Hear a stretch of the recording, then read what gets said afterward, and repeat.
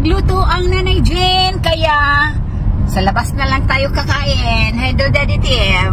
Hello, everybody. Hello, Matthew. Busy akong anak, mga kananay. Busy siya. Kahoy ay wala pang mga dahon kasi winter pa eh. Okay, let's go. Daddy, come on. my phone.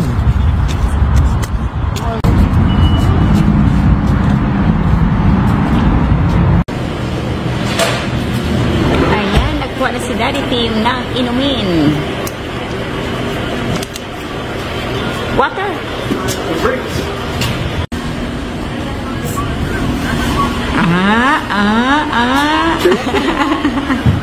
That's funny. Ayan, mag-tea si Daddy Tim. You like it?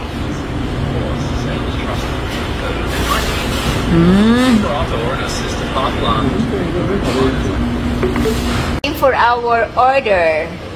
Waiting for food. Maka nanay humot kay akong buhok. Like this meal. For a quick pizza. Pizza. Here we go.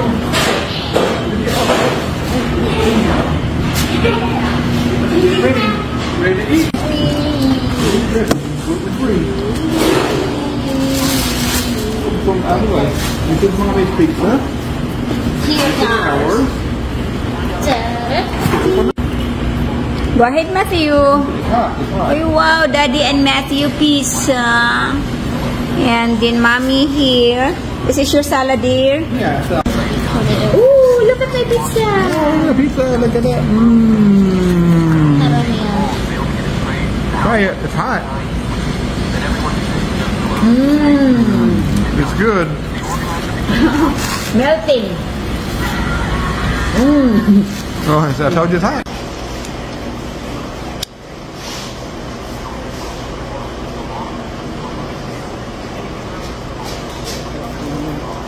We got plates. You want plates?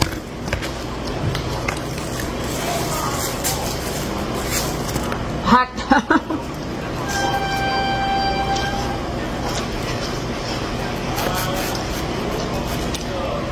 Kain tayo. They're coming up.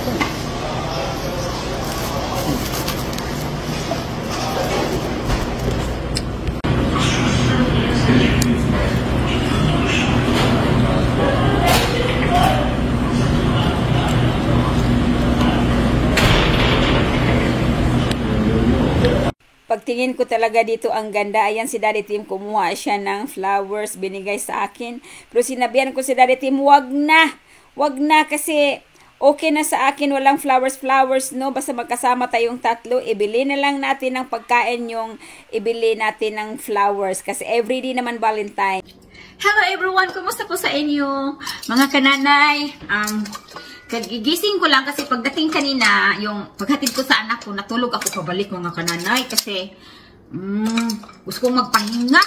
Nang dahil nga, alam nyo yung turmeric ba yan mga kananay? Turmeric, nag-inom-inom ako niyan kahapon sa hapon. Sus, naunsa man mga kananay na sumama yung pakiramdam ko sa turmeric na yan. Ay, hindi man ako masyadong nakatulog. Kaya yun, ako'y natulog. Hindi ako masyadong nakatulog mga kananay. Parang, iwan ko, something, parang, ang tapang ata yan mga kananay. So, ayaw ko na uminom yung turmeric na yan. Ewan ko rin kung bakit nag-inom-inom ako mga kananay. Kasi nga daw, maganda yan sa katawan. Oo, inom din ako. Umiinom dyan yung asawa ko. Inom din ako. Kani, sundugira man. Gaya-gaya. Lain na ako ang kabuhi hinoon ko. Kabuhi ba yan? Kabuhi. Tapos natulog ako yung, matulog ka mga kananay, yung tulog ka pero gising yung diwa, yung it's not fully tulog talaga. Kaya, ayaw ko nang uminom ng ganyan na yun, matapang ata yan sa akin. Kaya ganyan mga nanay, ito lang yung ulam ko. Wala ako ibang ulam. May leftover doon. Ano naman yun? Manok. Na araw-araw na ako kumain ng manok mga kananay. Sa sunod nito ay lilipad na ako.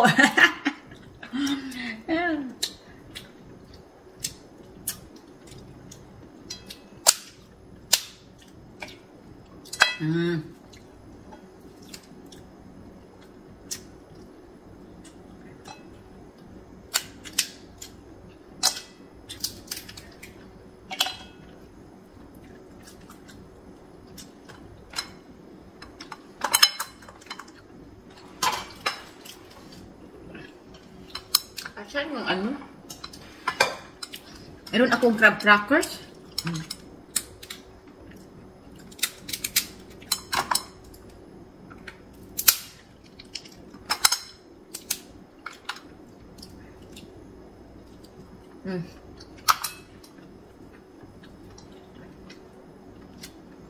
Ayaw ko na mag-iinom yan mga kananay ng ano eh. Turmeric na yan. Tapang pala yan. Mas matapang pa sa akin.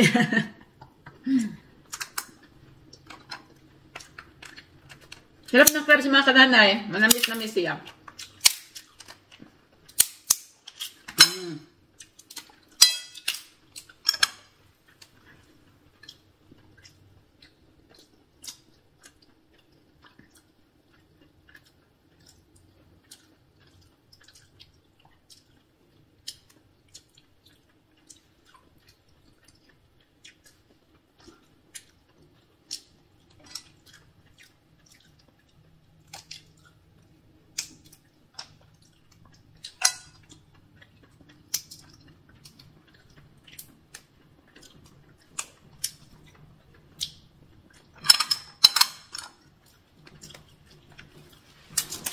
Maaga kong sunduin ang anak ko ngayon, so dalhan ko na lang siya ng sandwich mga kananay. Parang kainin na lang niya sa sasakyan kasi nga mayroon siyang appointment sa linis ng ano ngayon, ipin niya. Ano yan siya makamami every 6 months. Ayan. Kailangan isipin parati ang anak.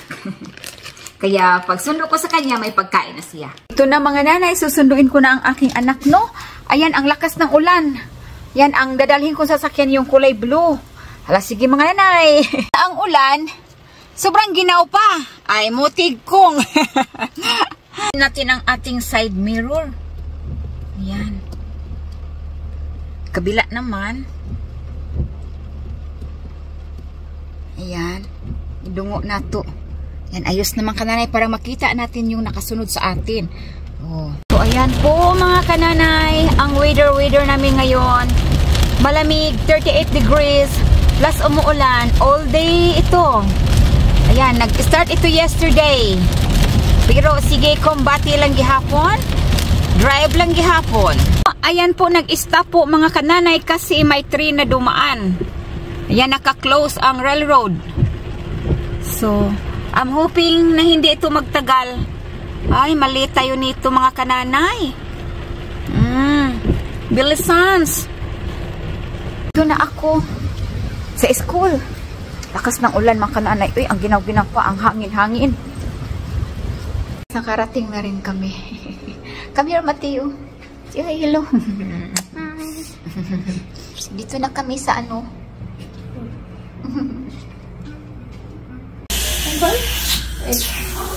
Rin kami, show your teeth. Show your teeth. It tastes a little bit of blue raspberry still. Alright. I didn't clean it up. Ngayon kakain na siya sa kanyang sandwich na ginawa ni nanay. Delicious. Ng mami, delicious. Oh, ham and cheese. Hams and cheese. Bite. Oh, delicious. Kain tayo mga nanay. Nakaka-stress pag mag-drive na ulan mga nanay. Not comfortable. It was raining. Of course it wouldn't be comfortable if it was raining. Yeah, but when mommy is driving, it's not comfortable. Because it's slippery. You want some? Yummy?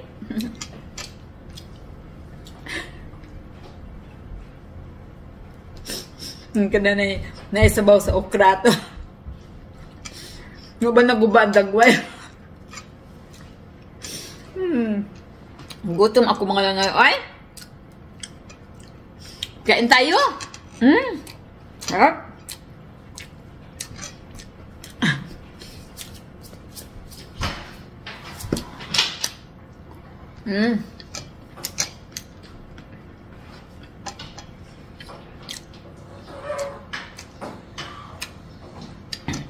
Mahirap mag-drive pag-ulan ng kananay kasi may tubig-tubig ang kalsada. Kailangan mo talagang mag-ingat.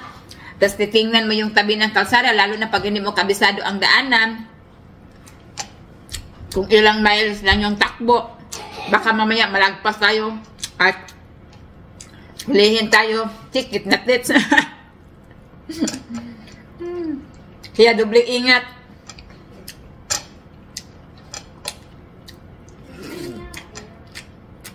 Kaya di mga mami, nagutom dyan ko, dagko na kakugungit.